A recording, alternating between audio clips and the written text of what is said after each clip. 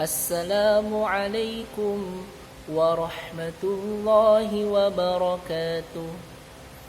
Anak-anakku sekalian, bagaimana kabar kalian? Mudah-mudahan kalian semua dalam keadaan sehat walafiat dan selalu diberikan perlindungan oleh Allah Subhanahu wa taala. Baik anak-anak, pada pertemuan kali ini kita akan mempelajari materi tentang Al-Quran Hadis. Alhamdulillah pada sebelumnya kalian sudah menghafalkan surah Al-Adiyat, kemudian juga memahami isi kandungan surah Al-Adiyat. Nah, pada pertemuan kali ini kita akan mempelajari dengan singkat materi tentang surah Al-Adiyat. Jadi Bapak akan simpulkan semua materi-materi yang sudah kita pelajari. Nah, baik, tentang surah Al-Adiyat. Nah, yang pertama yang kita sudah pelajari itu surah Al-Adiyat terdiri dari 11 ayat. Surah Al-Adiyat termasuk golongan surah Makkiyah. Mengapa surah Al-Adiyat tergolong surah Makkiyah?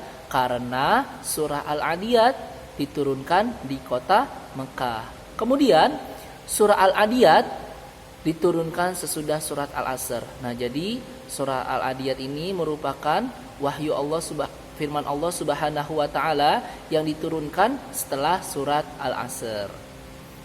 Nah, kemudian yang kedua kita juga mempelajari nama surah Al-Adiyat. Nah, nama surah Al-Adiyat ini diambil dari kata Al-Adiyat yang terdapat pada ayat pertama.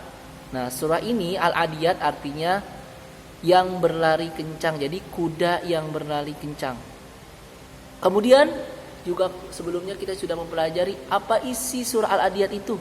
Nah, surat Al-Adiyat ini berisi tentang ancaman Allah Subhanahu wa taala kepada manusia yang ingkar dan yang sangat mencintai harta benda. Mereka akan mendapatkan balasan yang setimpal pada saat mereka dibangkitkan dari kubur dan pada saat pada mereka ditampakkan. Nah, jadi surah Al-Adiyat ini berisi tentang ancaman Allah kepada manusia yang terlalu cinta harta atau cinta dunia sehingga melupakan akhirat. Nah, Allah akan balas nanti di alam kubur dengan balasan yang setimpal. Nah, jadi kita dalam surah Al-Adiyat ini dilarang sama Allah agar tidak terlalu mencintai dunia.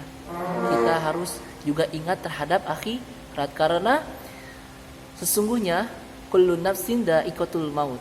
Setiap yang bernyawa pasti akan mati. Kita punya pasti akan mati, maka kita harus siapkan bekal kita di akhirat nanti. Kemudian surah Al-Adiyat ini berisi juga tentang Allah Maha Penerima Tobat bagi hambanya yang bertobat walaupun memiliki dosa sebesar apapun. Nah, jadi surah Al-Adiyat ini berisi tentang bahwa Allah ini menerima tobat kita apabila kita bertobat dengan sungguh-sungguh. Jadi Allah ini Maha Pengampun. Maka dari itu kita agar selalu membaca istighfar, melakukan sholat, agar kita diampuni oleh Allah Subhanahu wa taala, karena kita ini sebagai manusia tidak akan pernah jauh dari dosa.